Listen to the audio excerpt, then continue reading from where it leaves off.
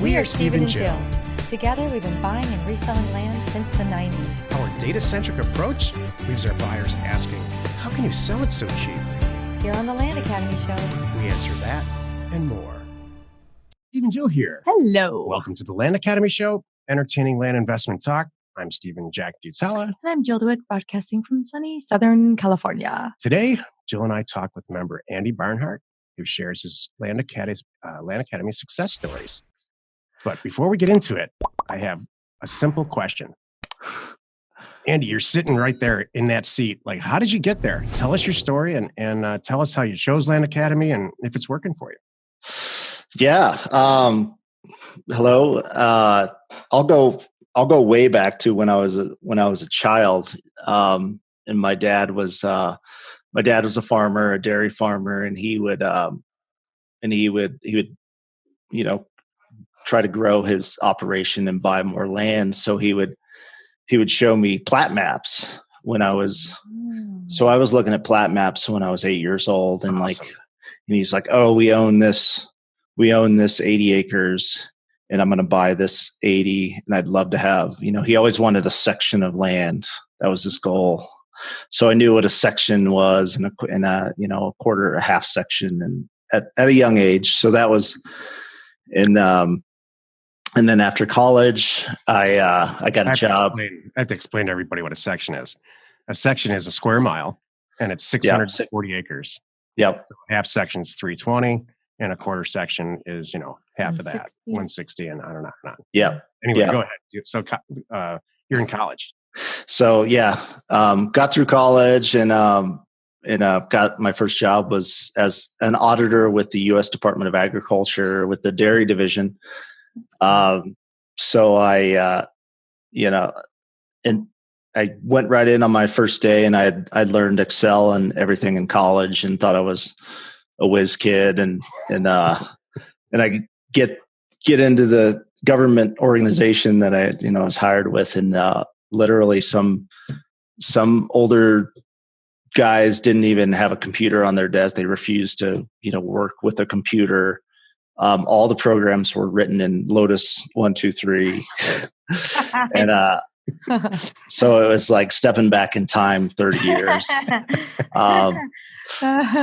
So I was there 10 years, and we converted everything to Excel and all the reports and everything. So I was very comfortable with. I have the agriculture background, I have Excel background, I have an auditing background, and then I was just, I think I was looking, and then I took the realtor, I bought the realtor courses and took all the courses to become a realtor. I thought, that's something I'm interested in, and then got to the end, did all the education, got to the end. And I think at that time is when I found your podcast, and you guys were, as you are today, dealing with realtors, and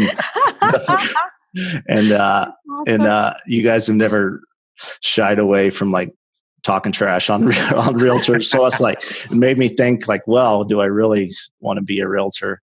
So I never went to take the test, and then that's when I bought the programs in 2016.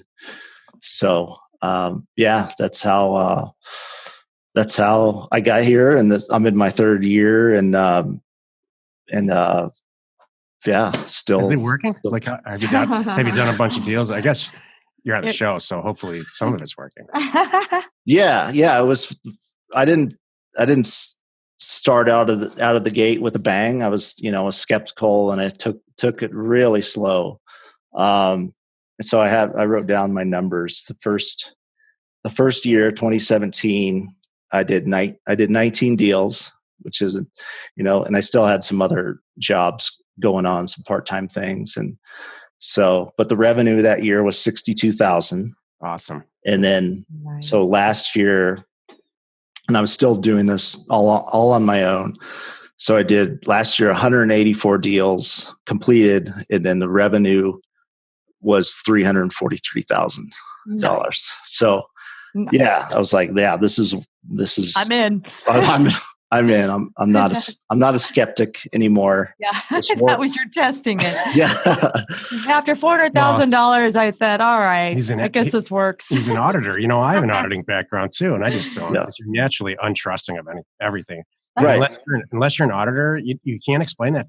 People don't understand that. I Right. understand What the that. hell's wrong with you? That's fair. You should be Yeah. skeptical. That's true too. Yeah. You got to see the numbers on a spreadsheet, and then like, wow. I think I called you guys after my 1-year anniversary, and I scheduled a call with you, and I said, well, I've only done 19 deals, and I made $62,000. Am I doing this right? Like, I remember that. and you guys were like, yeah, you're doing everything right. And then Exactly. that's all I needed to hear from you guys to like, okay, I'm all in now. Yep. And I remember this call. Were you on this call? Because he was a wedding photographer on the side. Oh, Yeah. Remember him? I forgot about that. I Yeah. do remember that. So my wife and I still shoot about 10 weddings in the summer months here in Colorado. It's it's fun to get out and go to a wedding and have fun and create beautiful. But that whole wedding, that was another, the whole wedding business taught me how to actually run and start a business too. So that was a huge help. And then this year,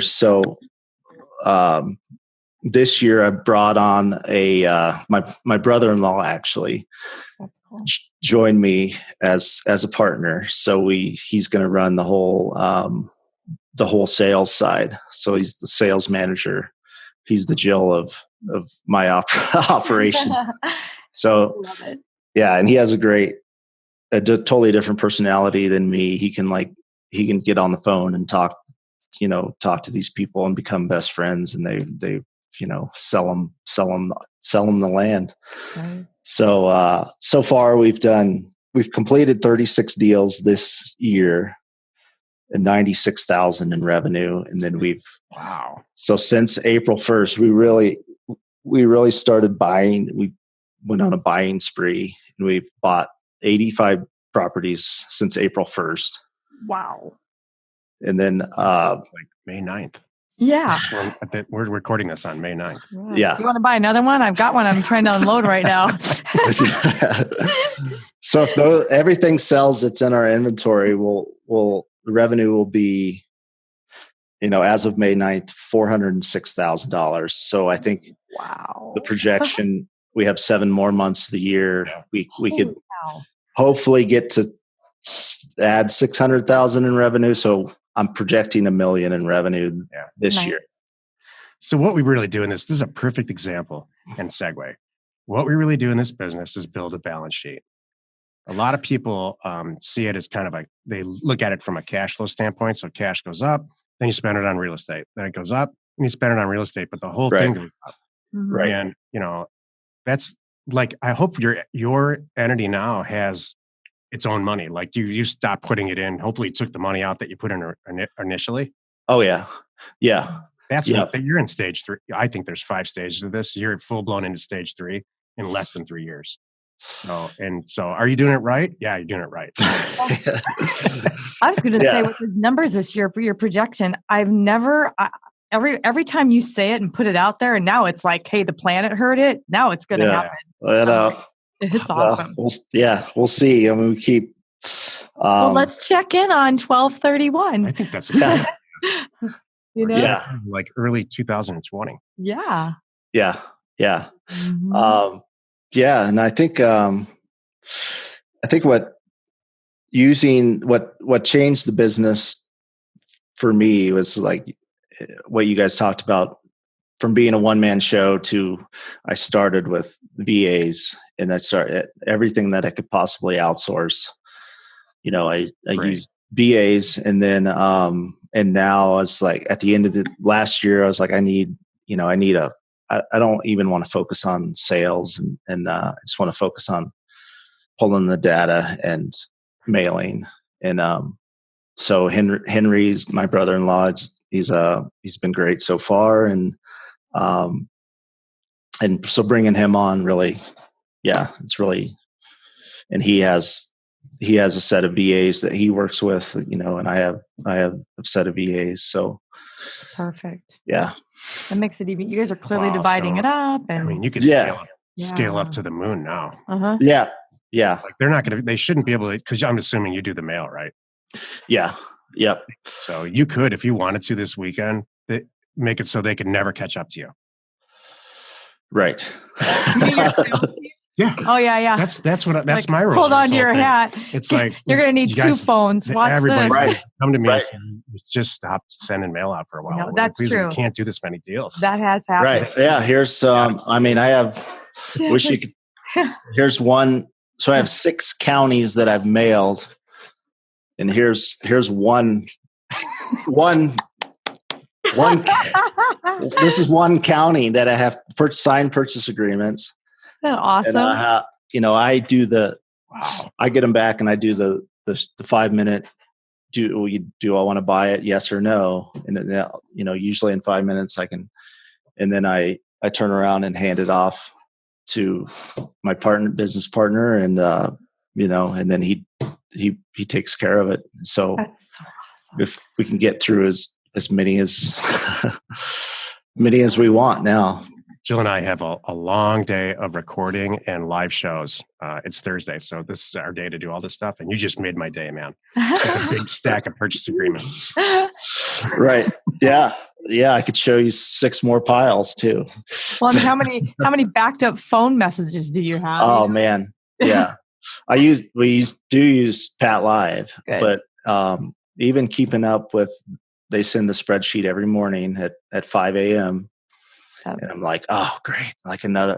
Here's a whole nother set of people I still need to get on the phone and call them back. But it's hard keeping it, even keeping up with the Pat Live messages. So everybody who's listening to this or watching this is asking themselves this question: how do I get from starting out to having stacks of purchase agreements in my office that I can't go through today because there's too many? So I'm asking you, what's the secret? What's your secret? Just trust the process and mail. Mail your butt off. Have you ever had a failed mailer? I don't know if a totally failed mailer. I don't think so. Maybe they haven't been as great as I thought, but I've always seemed to buy at least, a couple months go by and I say, oh, that was a failed mailer. And then here comes one in the mail, 4 months later. And I'm like, oh, wow, this is great. Wait till 10 years from now. I just got one in San Bernardino County. Yep. Did you see that? No, but I'm just saying, it was from 2003. Yeah. 6 properties. My team had a call yesterday from 2007. I'm like, yep. Doesn't surprise me. Wow. Yeah. That's awesome. Yeah. Yeah. So I won't be closing up shop anytime soon, I guess. So I have to ask you, what's more difficult, filming a wedding or buying a piece of property from start to finish? Both of them. And what's more time consuming? What's a bigger pain in the ass? The whole bridezilla thing. Don't leave anything. All these stories about brides, are they as ugly as they really seem? No. Yeah. So I couldn't be a wedding photographer in Southern California. I'll tell you that. I think if a bride chooses to get married in the mountains of Colorado, we would say she's pretty chill, she's pretty down to earth, pretty laid back. It's not all about what she looks like. So, they're usually sort of, more relaxed and just easier to work with. But anyway, it is a lot. Yeah, I'd rather buy a piece of land any day than photograph a whole wedding. But no, land doesn't talk back. That's what I say. Right. Right. That's a new one. I have to write that one down. You have not used that one. At least in a while. Landowners talk back once in a while, but usually it's like, yes, please, I don't want it anymore. Yeah. I got my own. Land does not talk back. So on a serious note, do you have a main sales venue? Do you list it on the MLS? What do you do with this property typically? So we get it. So the process is, once it comes back, we have the deed. We use everything. We use Airtable as a CRM. I don't know if you guys are familiar with Airtable. No, tell us why it's good or not good. I'd love to hear this. Yeah, it's just sort of a spreadsheet / database, and you. It's easier to use than Excel, where you have the tabs at the bottom, and then you move like what's your due diligence, and then the next tab. You can do it all in a column, and you can actually like change the status of every APN, what stage of the buying process, and then the selling process. And actually, you can actually create. It's called the blocks in Airtable, and you can create basically a Microsoft Word template within Airtable. And once you enter like the name of the seller, the address, the purchase price, the legal description, once you enter it in, it actually populates a deed automatically. And it's just going in, you just press a button and the deed's already, you just print the deed out and put it in the mail. So does it have a CSV upload function? Upload 5,000 records. Yeah. I'm pretty sure you could. I've tried that with a whole mailer. I've uploaded a whole mailer. That's where I'm going with this. Yeah, and then you can once you get mail merge right from there. I think so. I heard about this like 2 years ago. It hit my radar on Facebook or something like that. And it was these two guys in this really cool office saying, you're wasting your time with spreadsheets. This is the next generation. And I was really intrigued at that. I'm pretty sure it's this. I never looked into it more. So you're a spreadsheet guy. So you really believe in it, huh?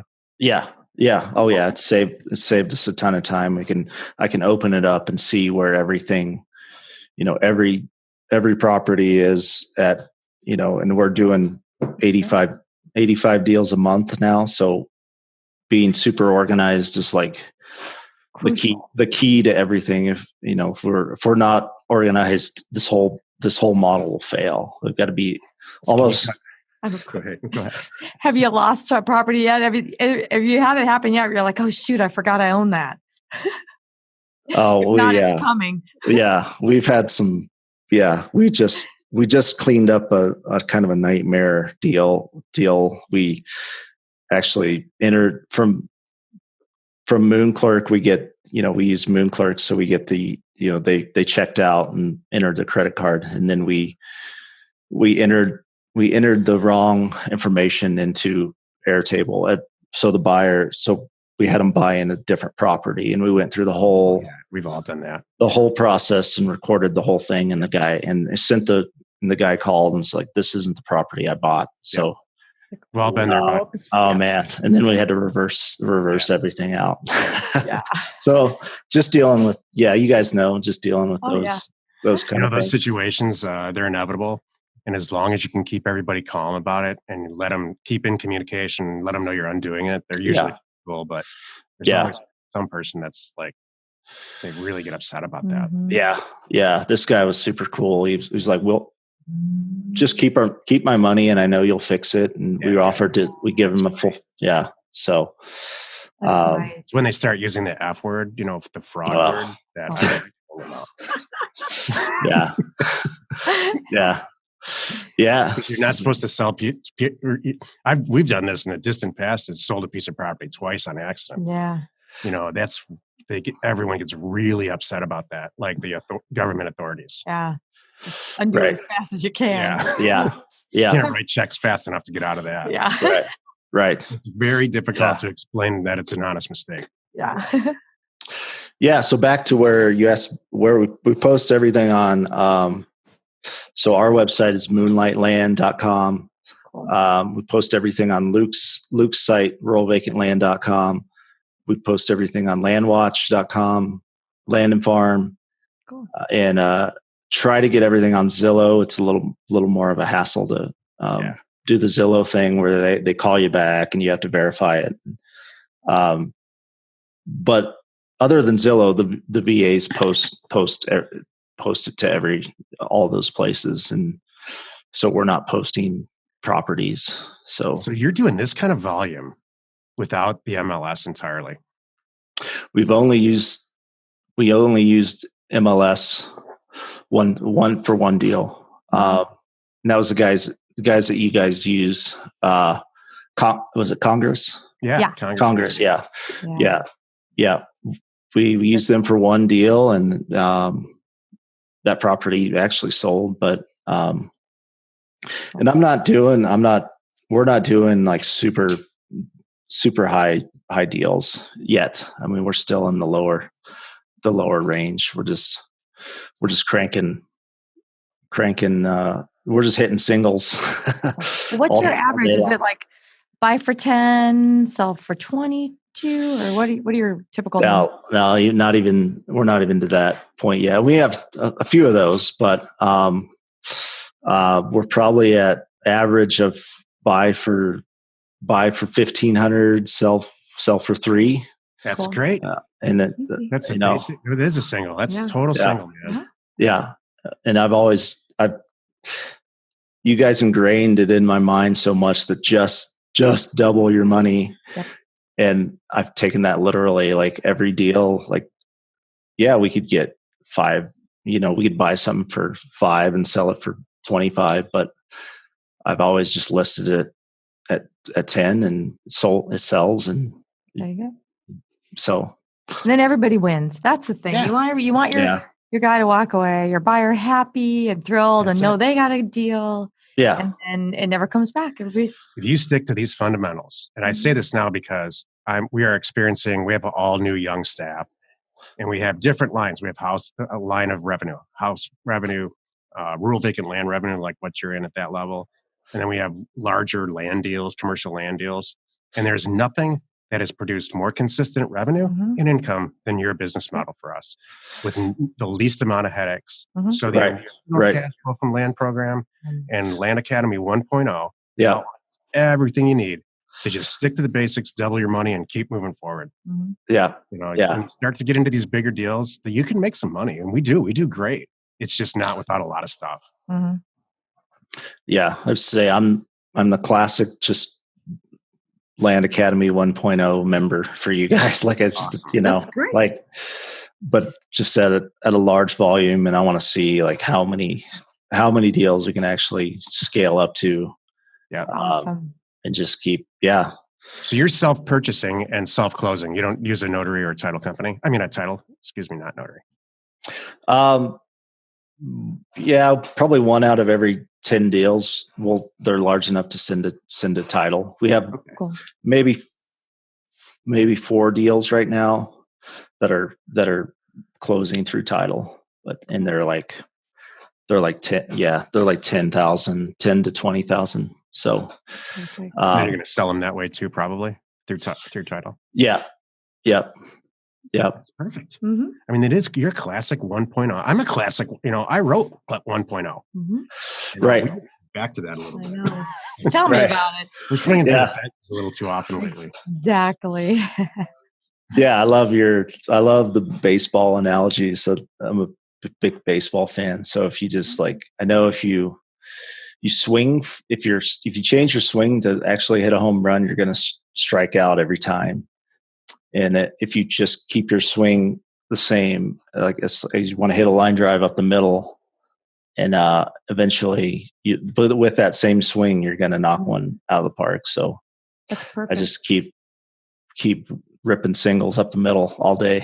Isn't that great? And that's how it happens. That's how sometimes, you've had that, I'm sure, where a deal comes in and you're looking at it going, well, that can't be right. I undervalued this and they signed it. So that's how, a home run will sneak in there and you're going to be like, yeah, it's inadvertent. Run to the bank. Like, all right, this is great. Right. Do everything right. When that ball comes off the bat, you should be, and it goes out, you should just be shocked. Like you weren't trying to do it. Yeah, exactly. Yep. Yeah. Yeah. So, well, Lenny, any last, do you have any questions for us? Yeah. When's the next live event? October. That first weekend in October. Okay, great. So think of that. It'll be here just south of LAX. So here in LA, I'm wrapping up the final stuff in the next week or two, and then I'll get the the location announced so people can really start thinking about where it's going to be and first weekend in October. Yep. Okay. And we've decided that that's going to be an annual thing. So this will be our second annual, and we're just because it's hard for us to get our acts together to go around and do smaller events. We decided we're just going to do a big one, and every year, and then everyone will know it'll be fun. And it's I know a lot of people last year had said that, hey, we should do this every year. They thought it'd be fun to reconnect after a year, and I'm like, awesome. Yeah. I actually had a photograph a wedding on the weekend that of last year's event, so I couldn't make it. I'd say that's the only thing missing in this because I'm just I'm in my basement of my home, and it's and I'd like to have at least once a year to meet you guys, and then meet all the other members that I've talked on the phone to a lot of them and emailed them, but just to have a few drinks with everybody. Exactly. Yeah, exactly. Oh, we'll make sure that happens. I mean, you're going to walk away from that event like networked up to your chin. I from the last event, we're all doing deals together now. I just talked to Joe Martin yesterday. We're doing a bunch of mobile home deals, and that all came from that live event. So I'm not plugging it or selling it. It's totally worthwhile. Yeah. And it's not like a regular live event where you're just watching somebody up there lecturing like it's a college class. It's, everybody's like, how do we do a mobile home deal, for lack of a better example, more efficiently, and so we can make more money. Right. It's that kind of thing. Right. Yeah. I'll put it on the calendar. Good. Awesome. Well, you did it again. You spent another 20 minutes or so listening to the Land Academy show. Join us next time for another interesting episode. And we answer your questions posted on our online community, landinvestors.com. It is free. You are not alone in your real estate ambition. Andy, it was a pleasure to talk to you, and I'm so happy for your success. Yeah, thank you guys. Without you, I don't know what I'd be doing. I'd be going to photographing weddings every weekend. Hey, bring your kids to live events because it's right on the beach and everything. Oh, really? Are you sure? You sure about that? Not to the event. No, not to the event. But, all right. Yeah. Sounds good. Great. All right. Wherever you are watching, wherever you are listening, please rate us there. We are Steve and Jill. Information and inspiration to buy undervalued property.